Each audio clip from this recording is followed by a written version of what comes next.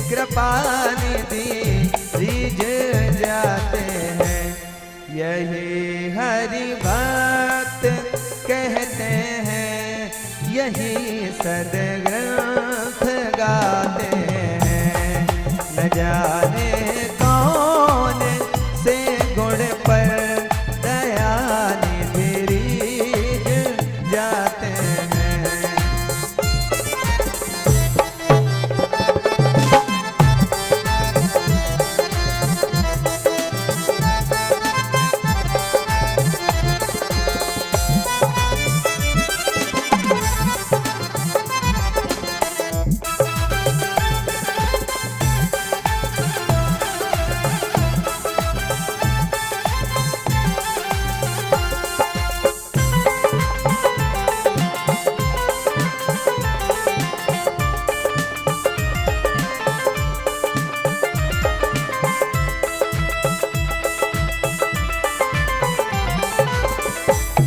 नहीं स्वीकार करते हैं निमंत्रण नृप दुर्योधन का।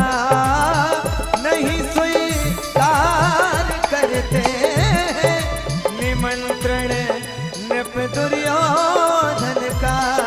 निमंत्रण नृप दुर्योधन का।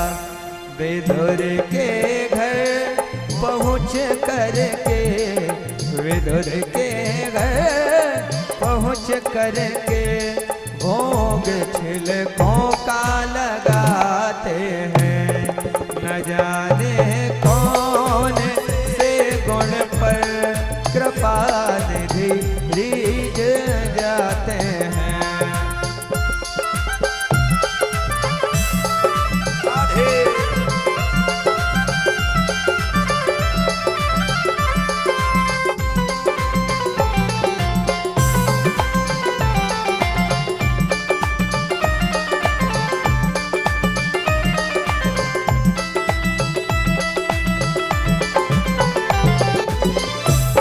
राधे मधुपुरी से गोपियों की दुख व्यथा सुनकर। न आए मधुपुरी से गोपियों की दुख व्यथा सुनकर।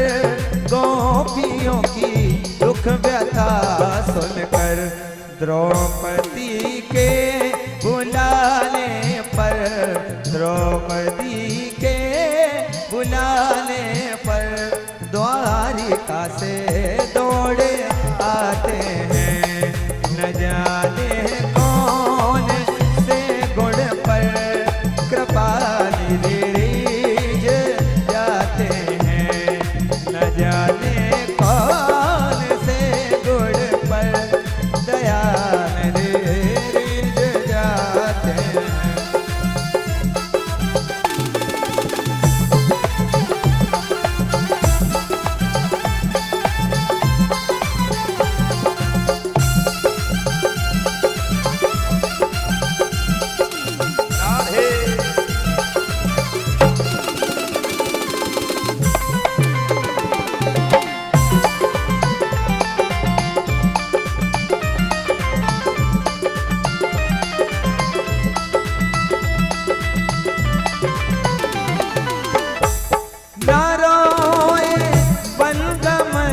सुनकर पिता की वेदनाओं पर।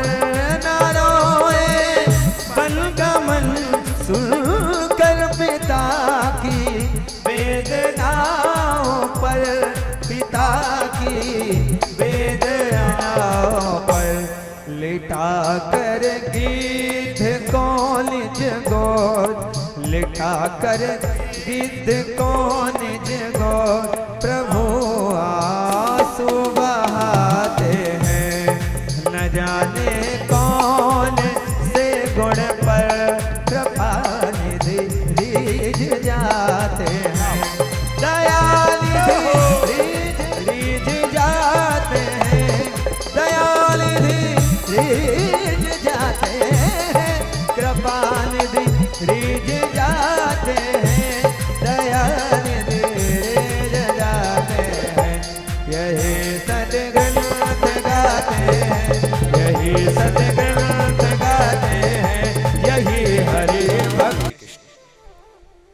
बैठ जाओ सुकून से।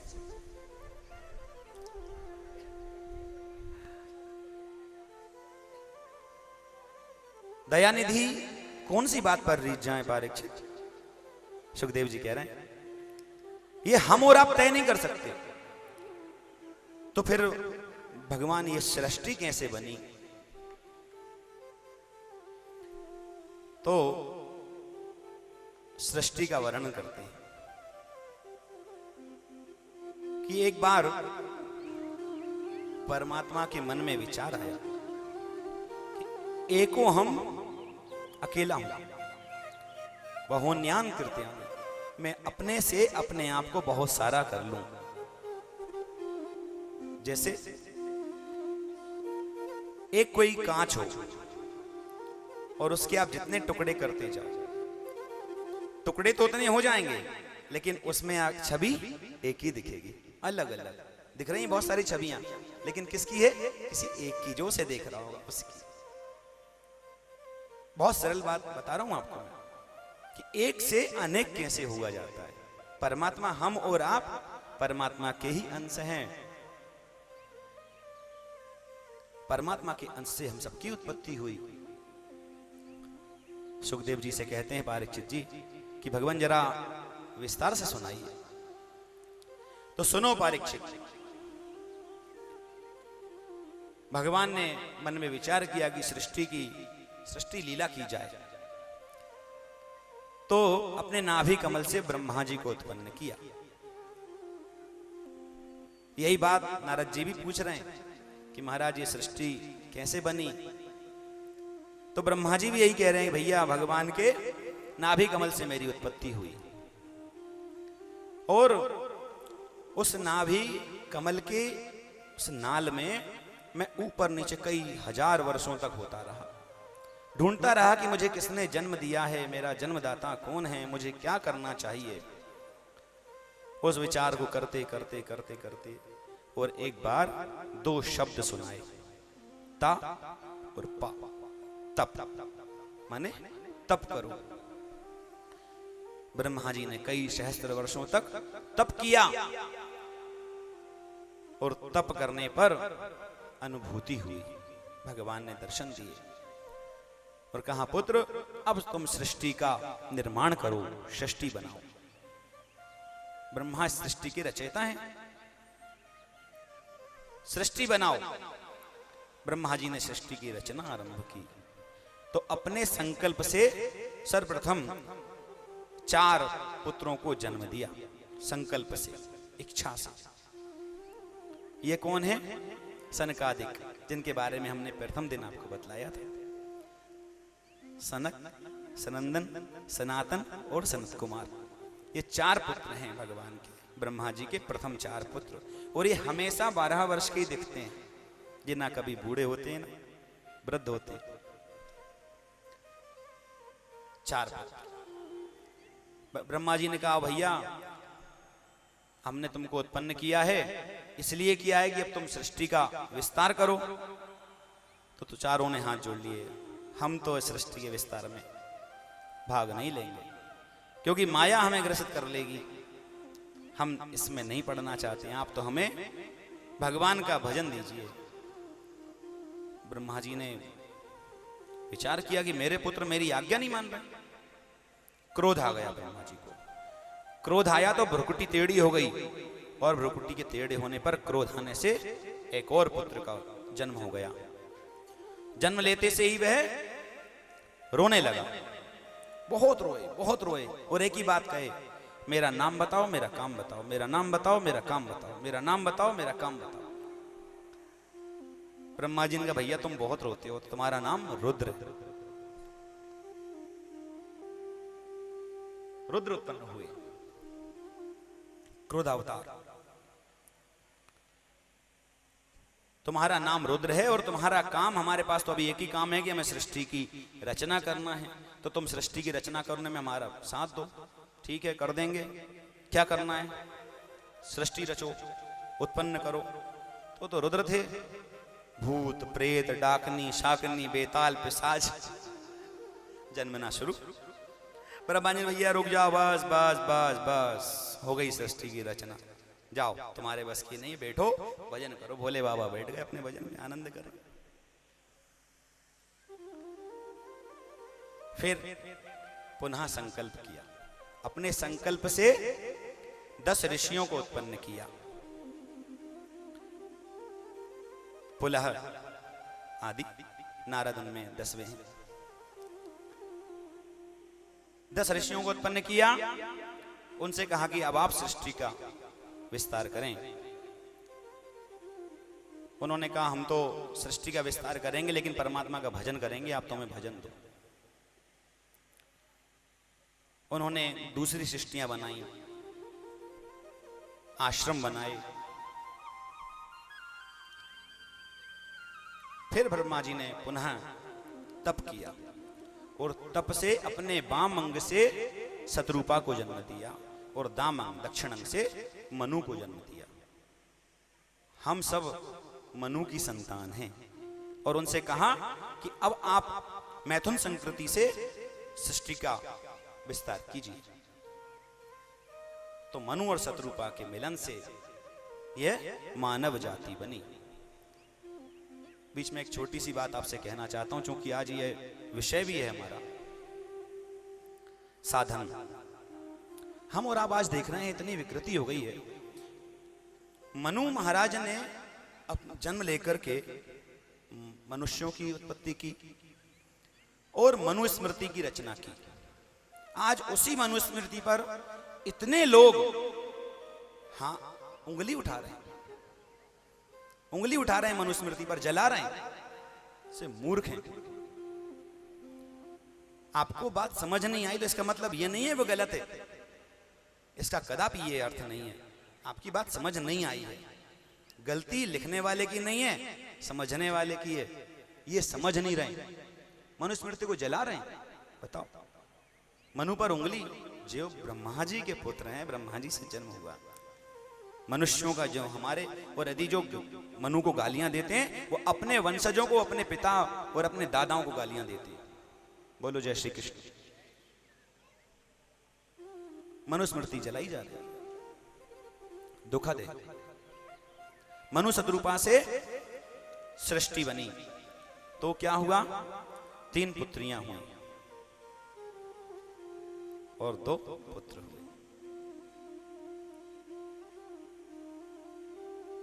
सृष्टि का बहुत बड़ा वर्णन बाबा सुखदेव जी ने किया और कहा कि सृष्टि में वाणी उत्पन्न हुई। वाणी माने सरस्वती, सरस्वती की उत्पत्ति हुई। कहीं दूसरे ग्रंथों का यदि अपन आधार लें तो गौ माता की उत्पत्ति भी की। क्यों? क्योंकि जब तक ये सृष्टि मूक थी, जब तक गौ माता उत्पन्न नहीं हुई, यह सृष्टि मूक थी। मूक माने जो बोल ना सके, क्या बोलते हैं उसको? गूंगा। ये सृष्टि में कोई बोलता नहीं था, बस आपस में समझते थे एक दूसरे को। जब गौ माता को जन्म दिया, गौ माता की उत्पत्ति हुई, तो गौ माता रमाई, अपन बोलते हैं ना गौ रमा रही है, बोली, उससे वाणी उत्पन्न हुई।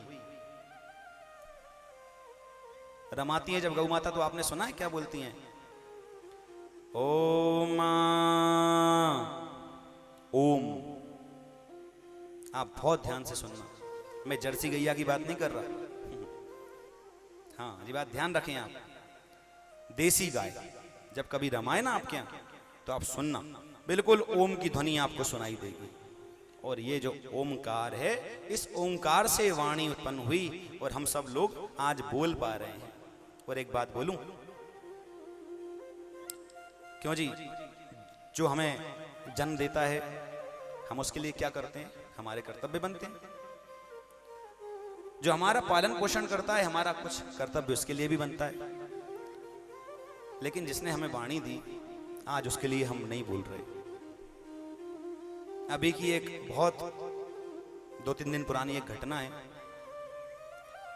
अंग्रेजी चीते लाए गए हैं हमारे यहाँ भारत में, करोड़ों रुपए खर्च हुआ है लाने में, लेकिन लंपी वायरस से गौ माताएं मर रही हैं। देखो आप दुर्दशा हो रही है, किसी का ध्यान नहीं है। ये बहुत दुखद बात है। ये जब तक भारतवर्ष में गौ माता सुरक्षित नहीं है, आप मान लीजिए भारतवर्ष सुरक्षित नहीं है। गौ माता के लिए वाणी, जिसने हमें वाणी प्रदान करी, उसके लिए बोलना बहुत जरूरी है, बहुत जरूरी है। यदि गौ माता के लिए नहीं हम लोग और आप लोग बोलेंगे, लाखों गौएं कट रही हैं। ये गौ माता क्या है? हम सब गौ माता की जय हो, गौ माता की जय हो। गौ माता की जय करने से नहीं, मैं आपको बतलाता हूं घटना क्या हो रही है। कोई गौ को पालना नहीं चाहता। चलो आपके पास जगह नहीं है, व्यवस्था नहीं है, तो गौशालाएं हैं, इतनी गौशालाएं हैं, उन गौशालाओं में भी बेगत हो रही है, बुरी स्थिति है। क्यों? क्योंकि वहां धन नहीं है उनको व्यवस्था करने के लिए। यदि गौशालाओं में बराबर हम लोग 1-1 रुपया भी दान करें, तो यह हमारी गौ माता सुरक्षित हो सकती है। जैसे ही दूध देना बंद किया, छोड़ दिया, रोड पे घूम रही है, गाड़ी से टकरा गई, जख्मी हो गई, बहुत कष्टदायक है। जिनके यहाँ गऊ हैं उनसे मेरा निवेदन है, गौ माता यदि दूध देना बंद कर दे तो उसकी सेवा करो। वो आपसे नहीं लेगी, आपको देगी। जिस घर में गौ माता है, जिस घर में गौधन है, वह घर कभी भी अपवित्र नहीं हो सकता। उस घर में कभी कलेश नहीं आ सकता, उस घर में कभी अलक्ष्मी नहीं आ सकती। जैसे जब गौ माता का जन्म हुआ तो एक प्रश्न उठा कि हम इतने सारे देवता हैं, 33 कोटि अनेक प्रकार के, तो एक साथ यदि किसी को पूजन करना हो हम सब की, तो कैसे करें? भ्रमित हो जाता है मनुष्य। तो कैसे हमारी पूजा होगी? कभी कोई छूट जाए तो वो नाराज हो जाता है। तो सबने ये विचार किया और गौ माता को हमारा अपना प्रतिनिधित्व दे दिया कि हमारा सबका वास आप में होगा। तो गौ माता में सारे देवता विराजमान हैं। और एक बात बताऊं आपको, गौ माता के गोबर में लक्ष्मी है। हाँ, आप देखो, आप अपने कोई भी अच्छा त्योहार, बड़ा व्रत त्योहार आता है तो सबसे पहले हम आगे लीपते हैं घर के आगे गौ गोबर से। और गौ माता के गौमूत्र में सरस्वती है। जिसका कंठ अवरुद्ध हो जाए, जिसको बीमारियां हो जाएं, वो गौमूत्र का पान करे, देसी गौ का गौमूत्र का पान करे, निश्चित रूप से वह स्वस्थ होता है। बोलो गौ माता की। गौ माता में लक्ष्मी कैसे है? क्या होता है, सभी देवी देवता तो अपने अपने समय पर जाकर विराजमान हो गए, तो माताओं बहनों को थोड़ा तैयार होने में समय लग जाता है। तो लक्ष्मी जी और सरस्वती जब तक पहुंचे तो सब अपना अपना स्थान ले चुके थे। अब बचा था केवल गौमूत्र और गौ का गोबर। तो उनने ब्रह्मा जी से पूछा, भैया हमारा स्थान कहां पर है? तो बोले, माता जी अब तो ये 2 स्थान बने हैं, बचे हैं, अब इसी में आप अपना स्थान ग्रहण कीजिए। तो वास्तविक घटना है। तो गौ गोबर में लक्ष्मी का निवास और गौमूत्र में सरस्वती का निवास। पंचगव्य की महिमा बतलाता हूं मैं आपको। दूध, दही, घी, गौ गोबर और गौमूत्र, ये 5 वस्तुओं से मिलकर के पंचगव्य बनता है। आज इस पर इतना शोध हो रहा है, हम नहीं कर रहे। भारतवर्ष तो जो भारतवासी तो जो करें वो करें, विदेशी लोग हमारे यहां से बहुत अच्छे कुल की, बहुत अच्छे गौ जो हैं वो विदेश जा रही हैं।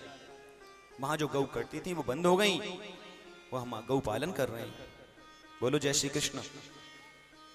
गौ पालन कर रहे हैं, उन्हें उस दूध का भावार्थ पता चल चुका, उन्हें उस गौमूत्र का पता चल गया कि इसमें स्वर्ण है। हम स्वर्ण भस्म खा रहे हैं, वो केवल गौमूत्र का पान करके आनंद कर रहे हैं।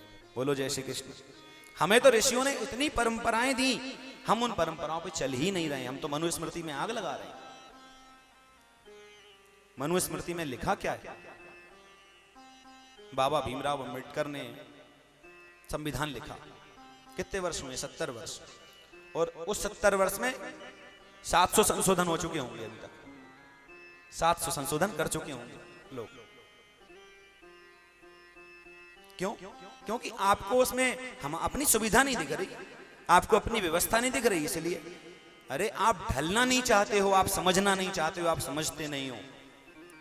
गलती लिखने वाले की नहीं है, गलती समझने वाले की है। बोलो जय श्री कृष्ण। सृष्टि का विस्तार होने लगा। मनु शत्रुपा से कश्यप और अदिति। एक बार की बात है कि कश्यप ऋषि संध्योपासना कर रहे थे। संध्योपासना करते समय उनकी 2 पत्नियां हैं, एक का नाम है दिति जिनसे दैत्य उत्पन्न हुए, और दूसरी का नाम है अदिति जिनसे देवता उत्पन्न हुए। कश्यप मुनि जो हैं, एक बात मैं आपको बतला दूं इसी बीच में, कभी कोई आपका गोत्र विस्मृत हो जाए, आप अपना गोत्र भूल जाएं, तो विस्मृत गोत्र वाले कश्यप गोत्र नाम लेते हैं। आपका गोत्र क्या हो जाए? कश्यप, क्योंकि कश्यप ऋषि सबके जन्मदाता हैं। देवताओं के जन्मदाता भी कश्यप हैं, दैत्यों के भी। संध्योपासना करने जा रहे थे और दिति माता ने उनसे परिणय का निवेदन कर लिया। महाराज ने बहुत समझाया कि अभी ये संध्या काल है, 3 समय ऐसे बतलाए हैं जिनमें मैथुन नहीं करना चाहिए, ये संध्या काल है, इसमें नहीं करना चाहिए, पर नहीं मानी दिति। जिसके कुप्रभाव के कारण 2 पुत्र हिरण्याक्ष और हिरण्यकश्यप, 2 पुत्र जन्म हो गए। जब इनका जन्म हुआ तो हिरण्याक्ष ने घोर तपस्या की और हिरण्यकश्यप ने ब्रह्मा जी की, हिरण्याक्ष ने शिव जी की। घोर तपस्या की और परम बलवान हो गए, और बलवान बन करके इस पृथ्वी का हरण कर करके वे समुद्र में ले गए।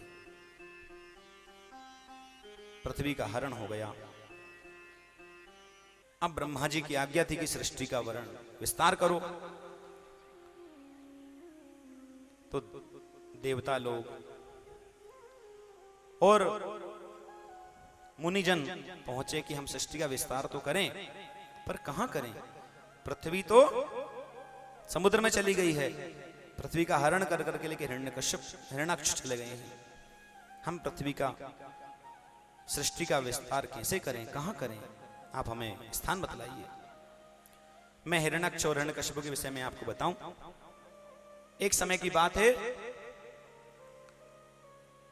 सनकादिक ऋषि भगवान नारायण का दर्शन करने के लिए बैकुंठ पहुंचे, और बैकुंठ के द्वार पर 2 पार्षद खड़े थे भगवान के, द्वारपाल। एक का नाम जय, एक का नाम विजय। भगवान शयन कर रहे थे। सनकादिक ऋषियों ने निवेदन किया कि हमें भगवान का दर्शन करा दो। जय विजय ने कहा नहीं, अभी तो समय नहीं है, भगवान शयन कर रहे हैं, आप बाद में आइए। ऋषियों ने पुनः निवेदन किया, भैया हम भगवान के दर्शन के लिए आए हैं और हम ब्राह्मण लोग हैं, हमें कोई रोकता नहीं है। नहीं माने तो इस बार क्रोध आ गया सनकादिक ऋषियों को। उन्होंने अंजलि में जल लेकर कह दिया, जाओ 3 जन्मों तक पृथ्वी पर राक्षस हो जाओ, मृत्यु लोक में राक्षस बनो। भगवान की लीला थी, ये तो भगवान का लीला है, क्योंकि उन्हें सृष्टि का विस्तार करना है, लीला करना है।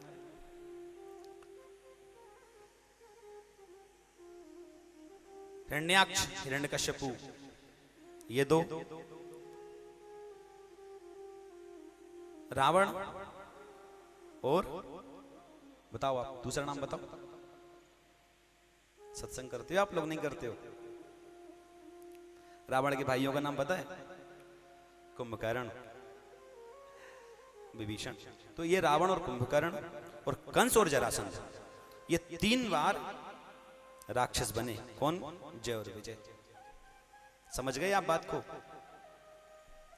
सरल भाषा। हिरण्याक्ष पृथ्वी का हरण करके ले गए थे। सबने पूछा कि ये हम सृष्टि का निर्माण कहाँ करें, सृष्टि का विस्तार कहाँ करें। तो ब्रह्मा जी ने ध्यान लगाया, ध्यान किया तो छींक आ गई, और छींक आने से बराह भगवान का अवतार हो गया। बोली बराह भगवान की जय। बराह भगवान का अवतार हुआ। बराह भगवान को आप जानते हैं, सूकर के रूप में भगवान ने अवतार लिया।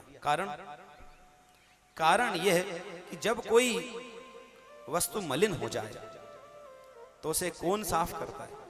सूकर। पृथ्वी समुद्र के अंतःकरण में चली गई, भगवान ने बराह का अवतार लिया।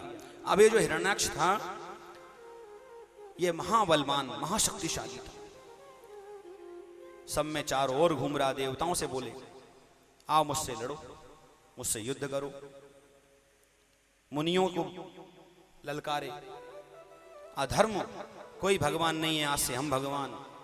हिरण्याक्ष का पाप बढ़ता गया। एक दिन नारद जी मिल गए। हिरण्याक्ष बोला कि बाबा ये तुम्हें बस केवल ये बजाना ही आता है कि कुछ युद्ध बुद्ध भी करना आता है, लड़ना भी आता है? नारद बाबा बोले कि भैया हमें लड़ना तो नहीं आता, मगर एक काम आता है, लड़ाना। तो तुम अच्छा बताओ हम किससे लड़ें? तो तुम जहां पृथ्वी को छुपाकर आए हो ना, उस पृथ्वी को बराह भगवान लेकर के आ रहे हैं। अच्छा इतनी हिम्मत? लड़ने पहुंच गए। बराह भगवान से घोर युद्ध हुआ। भगवान ने बहुत देर तक लीला युद्ध करते रहे, टाइम पास। और जब तक उनका मन हुआ, कुछ वर्षों तक युद्ध का चलता रहा। और जिस दिन भगवान का मन हुआ, एक मुक्के में ही हिरण्याक्ष का मोक्ष। बोली बराह भगवान की जय हो। ऐसे बराह भगवान के लिए प्रेम से थोड़ा संकीर्तन करते हैं, फिर आगे की कथा में आप गहन करेंगे। भगवान अवतार लेते हैं ना बार बार, अवतार लेने के कारण हैं, अकारण कुछ नहीं है। लीलाएं अवश्य हैं। भगवान हमें स्वरूप दिखाना चाहते हैं कि परमात्मा का प्रत्येक स्वरूप में चिंतन करो। सिया राममय सब जग जान। प्रत्येक प्राणी को सिया और राम में दर्शन करो।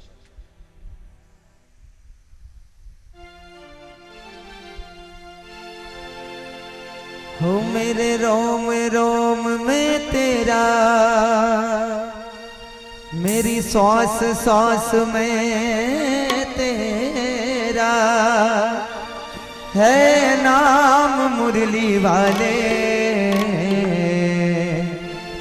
ओ मुझे चरणों से लगा ले मेरे श्याम मुरली वाले। मुझे चरणों से लगा ले मेरे श्याम मुरली वाले। मुझे चरणों से लगा ले मेरे श्याम मुरली वाले। मेरे रोम रोम में तेरा, सांस सांस में तेरा है नाम मुरली वाले। मुझे चरणों से लगा ले मेरे श्याम मुरली वाले। मुझे चरणों से लगा ले मेरे श्याम मुरली वाले।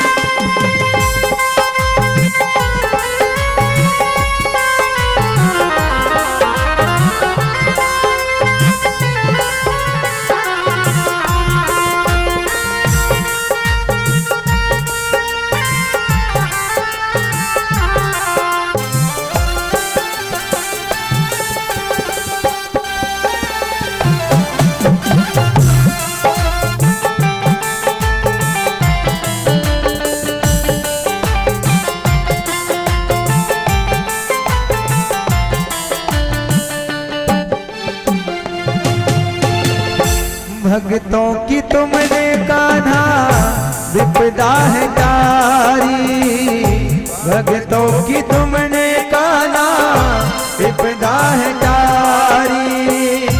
मेरी विवाह थामो आके बिहारी, मेरी विवाह थामो आके बिहारी।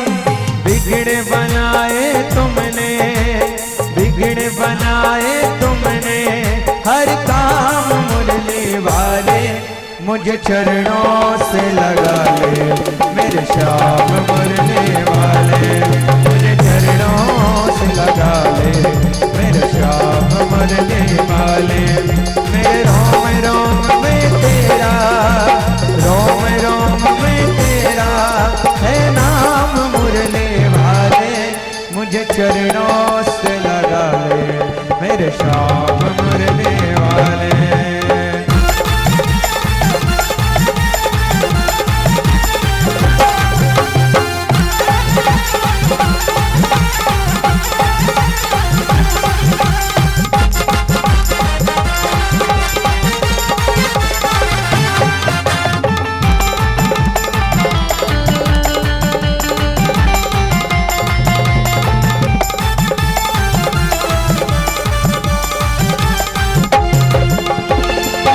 पतझड़ है मेरा जीवन पल के बहार आजा, पतझड़ है मेरा जीवन पल के बहार आजा।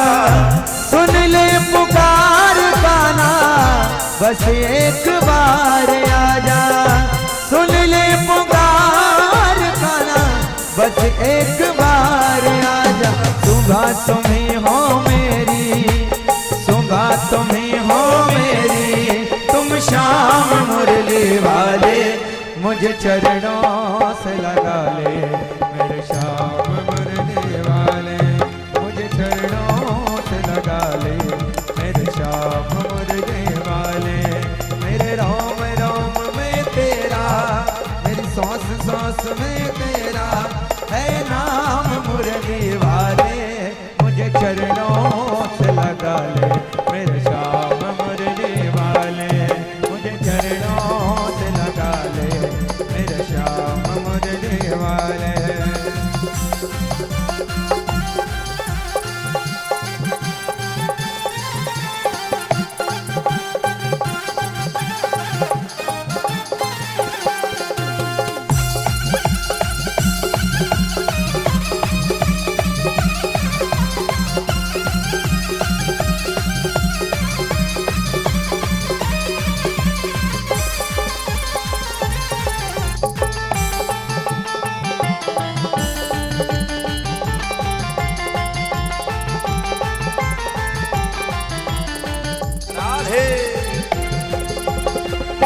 तुम हो दया के सागर, जन्मों की मैं हूँ प्यासी। तुम हो दया के सागर, जन्मों की मैं हूँ प्यासी। दे दो जगह,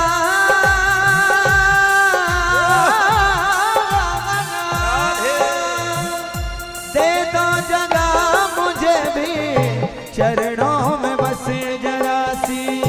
दे दो जगह मुझे भी चरणों में बस जरा सी। ओ बिगड़ बनाए तुमने, बिगड़ बनाए तुमने हर काम मुरली वाले। मुझे चरणों से लगा ले मेरे श्याम मुरली वाले, मुझे चरणों से लगा ले मेरे श्याम मुरली वाले। मेरे रोम रोम में तेरा, सांस सांस में तेरा है नाम मुरली वाले। मुझे चरणों से लगा ले मेरे श्याम मुरली वाले, मुझे चरणों से लगा ले मेरे श्याम मुरली वाले, मेरे श्याम मुरली वाले, मेरे श्याम मुरली वाले।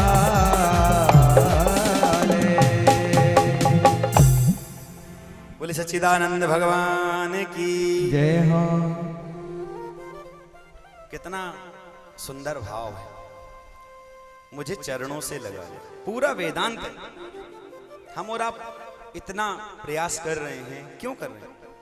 केवल इसलिए कि आपकी चरण शरण गति हमको प्राप्त हो जाए। भजन के माध्यम से बहुत जल्दी, क्योंकि भक्ति है ना, भक्ति तो नृत्य ही करती है।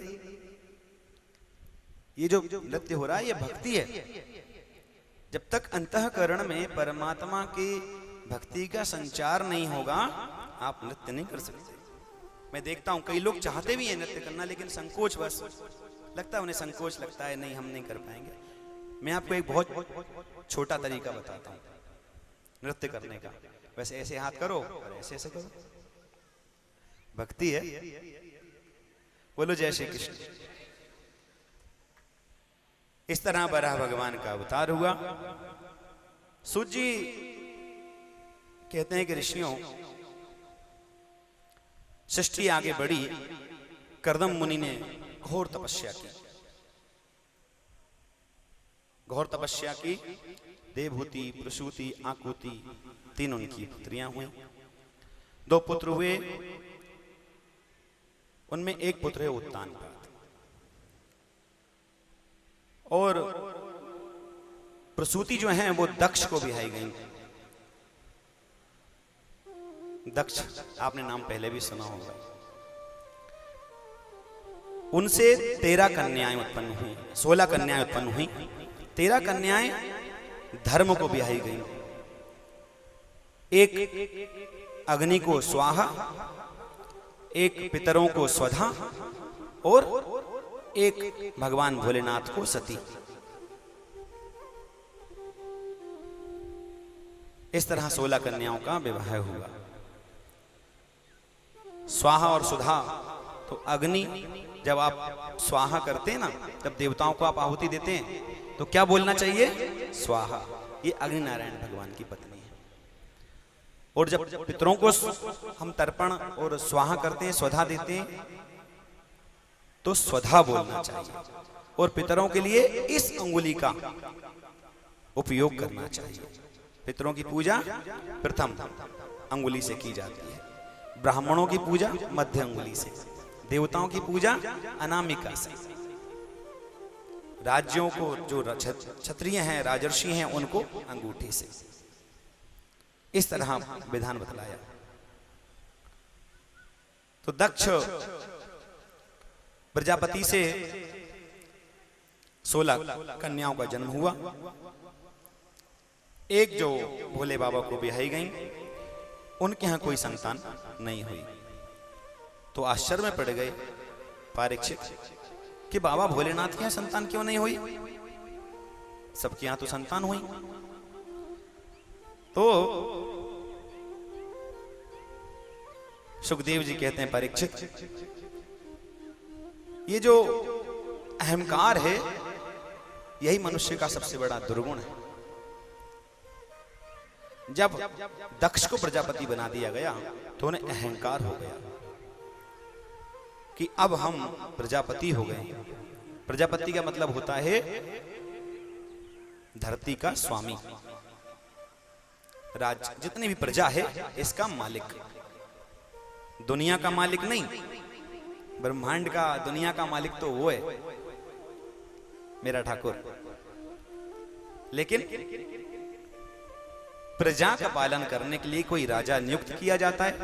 आज हम उस परंपरा में देखते हैं प्रधानमंत्री, राष्ट्रपति आदि आदि, मुख्यमंत्री आदि।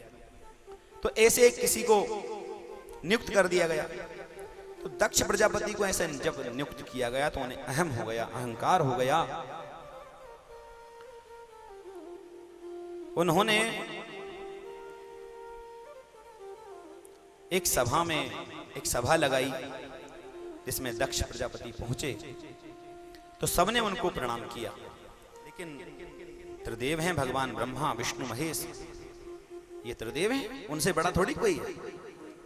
जब सब देवताओं ने प्रणाम किया और शिवजी ने प्रणाम नहीं किया तो दक्ष को ये बात खल गई, बैठ गई मन में कि ये तो मेरा दामाद है, इसको तो पहले प्रणाम करना चाहिए था।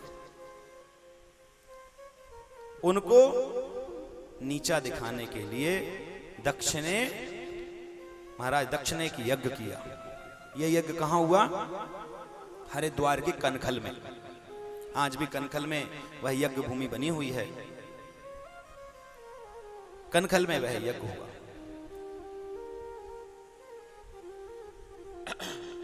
लेकिन उसमें शिव जी का स्थान नहीं दिया। जब सबको आवाहित किया गया तो अनेक देवी देवता अपने अपने विमान में आरूढ़ होकर के और दक्ष के प्रजापति के यज्ञ में पहुंचे। माता सती को भी यह बात पता चली कि हमारे पिता यज्ञ करा रहे हैं। तो बाबा समाधि में बैठे थे, भोलेनाथ पास में पहुंची कि महाराज हमारे पिता यज्ञ करा रहे हैं और धर्म का कार्य है, मैं उनकी संतान हूं, जाना चाहिए। तो बाबा भोलेनाथ बोले कि नहीं देखो सती, ऐसा है कि पिता से मिलने तुम जा सकती हो, मां से मिलने तुम जा सकती हो, कोई इसमें रोक नहीं है। किंतु जब कोई उत्सव हो, विवाह आदि हो, तो बिना निमंत्रण के नहीं जाना चाहिए। बिना बुलाए जो जाए सो पाछे पछताए। बाद में पछताना पड़ता है जब आपको बुलाया ही नहीं है, हमें निमंत्रण नहीं दिया है, नहीं जाना चाहिए। अब सती जी ने मन में विचार किया कि सब तो देवता जा रहे हैं। अच्छा एक बात और बताऊं, मान लो मेरी किसी से वाद विवाद हो जाए और उससे घर कोई आयोजन हो, जैसे अपन सोसाइटी में रहते हैं तो कोई मान लीजिए मिश्रा जी ने आयोजन करवाया और किसी से वाद विवाद है, उसको निमंत्रित नहीं किया, तो जो दूसरे पड़ोसी होंगे ना बार बार पूछे क्यों भैया तुम नहीं चल रहे, क्यों भाई तुम नहीं चल रही।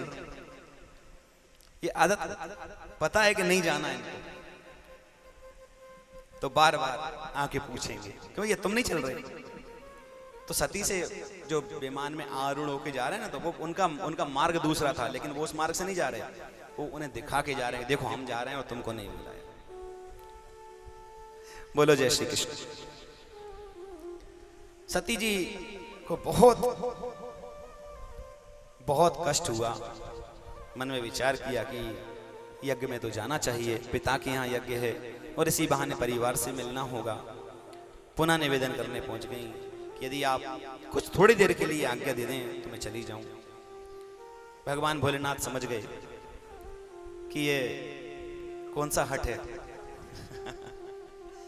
ये जो 3 हट है ना, एक बाल हट, एक स्त्री हट और एक संत हट, ये बहुत कठिन है, बहुत मुश्किल होते हैं।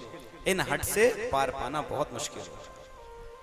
भगवान समझ गए कि सुनेंगी नहीं, मानेंगी नहीं, और यदि मान भी गई तो बहुत मन इनका दुखित हो जाए।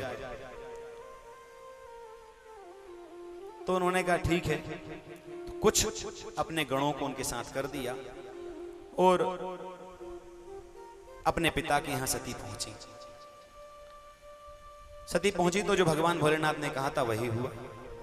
किसी ने भी आदर नहीं किया, केवल एकमात्र मां जो है, ममता मई मां होती है, वो केवल प्रेम से मिली। बहनों ने सत्कार नहीं किया, पिता ने तो देख करके मुंह फेर लिया। दुखित हो गई सती, और इससे भी ज्यादा दुख उनको तब हुआ जब वह यज्ञशाला में पहुंची। यज्ञशाला में दर्शन किए तो सबका भाग था, सभी देवताओं का भाग था, लेकिन शिव जी का भाग नहीं था।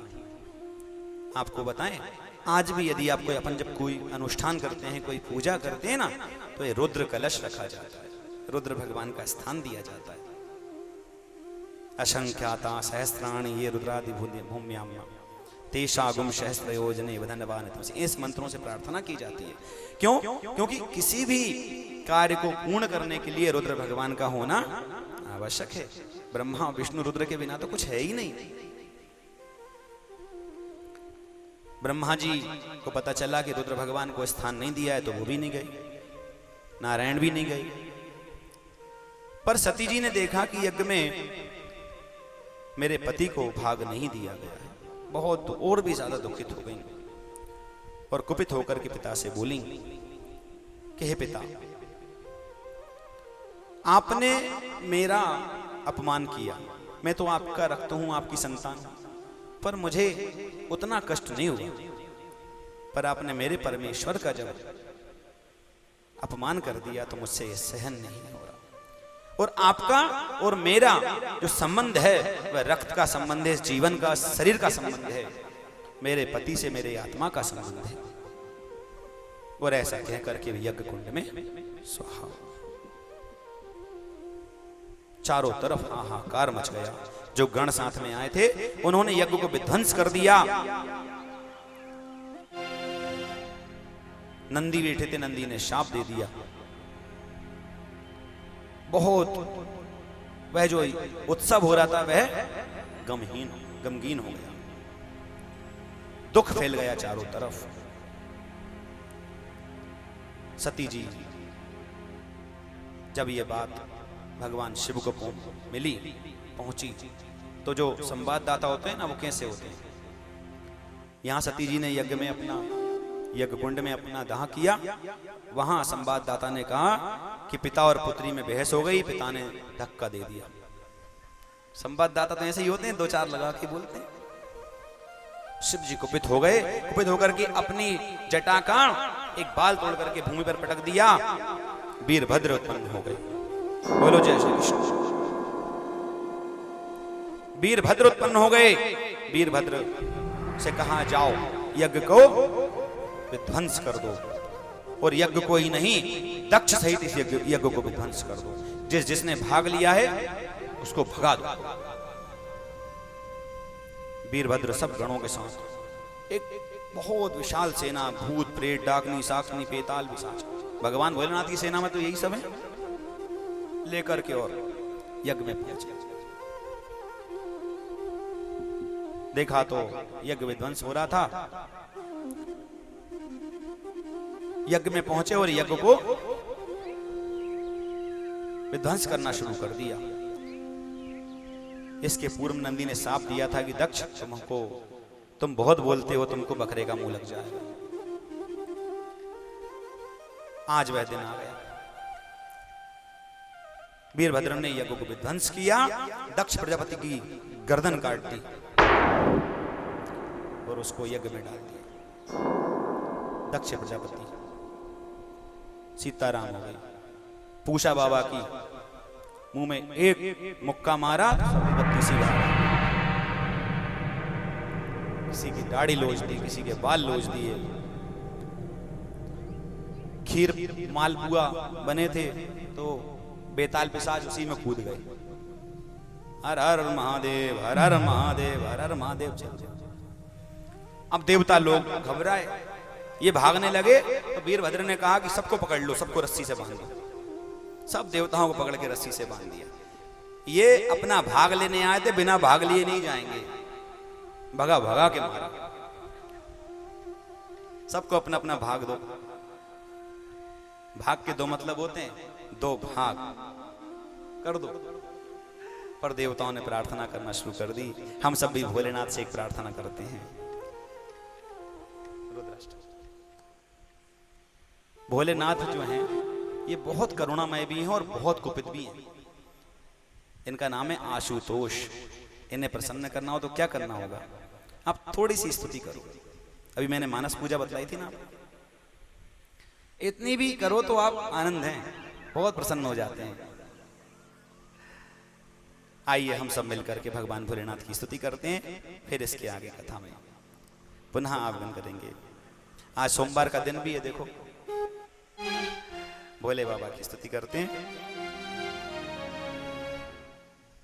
ओम वंदे देव उमापतिं सुरगुरुं वंदे जगत कारणं वंदे पन्नगभूषणं मृगधरं वंदे पशूनां पतिं वंदे शूरशशाङ्कमहिमनयनं वंदे मुकुन्द प्रियं वंदे भक्तजनाश्रियं च वरदं वंदे शिवं शंकरं।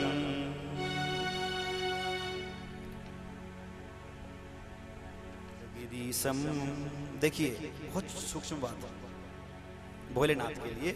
वेद वेदांत क्या बोलते हैं? असित गिरी समम स्यात् कज्जलम सिंधु पात्री सुर तरुवर शाखा लेखनी पत्र मुर्वी लिखद यदि गृहीत्वा शारदा सर्वकालम तदपि तब गुणानामीश पारम न याति। असित गिरी समम, इस पूरी धरती को कागज बना दिया जाए, पूरी धरती को कागज बना दो। स्यात कज्जलम सिंधु पात्र, जितने भी वन हैं इन्हें जला करके और स्याही बना लो, समुद्र में घोल दो और स्याही बना लो। जितने भी वन हैं इनकी लकड़ियों की कलम बना लो। स्यात कज्जलम सिंधु पात्रे सुर तरुवर शाखा लेखनी पत्र मुर्वी, वो लिखद यदि गृहीत्वा शारदा सर्वकालम। शारदा माने सरस्वती भी यदि हमेशा आपके गुणों का वर्णन करते रहें तो भी हे गुणाधीश आपके गुणों का पार नहीं पाया जाता। बोलो भोले बाबा की, महाकाल भगवान की जय। नमामि शमेशान निर्वाण रूपम विभुं व्यापकं ब्रह्म वेद स्वरूपं निजं गुणं निर्विकल्पनेहं चिदाकाशमाकाशवासं भजेऽहं निराकार ओंकार मूलं तुरीयं गिराज्ञानगोतीतमीशं शरीरं दयालं महाकाल कालं कृपालं गुणागार संसार पारं नतोऽहं तुषारादिशङ्का से घोरं गभीरं मनोबोध कोटि प्रभाश्री शरीरं स्फुरन्मोदकल्लोल नीचार गंगा लसद्बाल बालेन्दुकण्ठे भुजंगा चलद कुण्डलं वृषनेत्रं विशालं प्रसन्नाननं नीलकण्ठं दयालं मृगाधीश चर्माम्बरं मुण्डमालं प्रियं शङ्करं सर्वनाथं भजामि प्रचण्डं प्रकष्टं प्रगल्भं परेशम् अखण्डम् अजं भानुकोटिप्रकाशं प्रयाशूलनिर्मूलनं शूलपाणि भजेऽहं भवानी पतिभावगम्यं कलातीत कल्याण कल्पान्तकारी सदा सज्जनानन्द दाता पुरारी चिदानन्द संदोहमोहापहारी प्रसीद प्रसीद प्रभो मन्त्रमारी न यावदनुमानात् पादारविन्दं भजन्ति लोके परे वा नराणां न तावत् सुखं शान्ति सन्तापनाशं प्रसीद प्रभो सर्वभूतादिवासं न जानामि योगं जपं नैव पूजां नतोऽहं सदा सर्वदा सम्भुतोऽभ्यं जराजन्म दुःखोदताप्ययानं प्रभो ह्यापं नमामि शम्भो नमामि शम्भो नमामि शम्भो प्रभु पाह्यापन नमामिश्च शम्भो। रुद्राष्टकमिदं प्रोक्तं विप्रेण हरतोषये ये पठन्ति नरा भक्त्या तेषां शम्भु प्रसीदति। ये जो रुद्राष्टक है ना, नमामि शमीशान निर्वाण रूप, प्रयास करना किसे याद कर लो। इसके सुनने से भगवान बहुत शीघ्र प्रसन्न हो जाते हैं। आगे इसकी कथा सुनाएंगे कभी। सृष्टि का विस्तार हो रहा था, दक्ष यज्ञ विध्वंस हुआ तो भूत प्रेतों ने क्या किया, वहां जो बड़े बड़े कड़ाई रखे थे जिनमें खीर भरी थी, जिनमें मालपुए भरे थे, उनमें ही हर हर महादेव करते रहे और यज्ञ को विध्वंस कर दिया।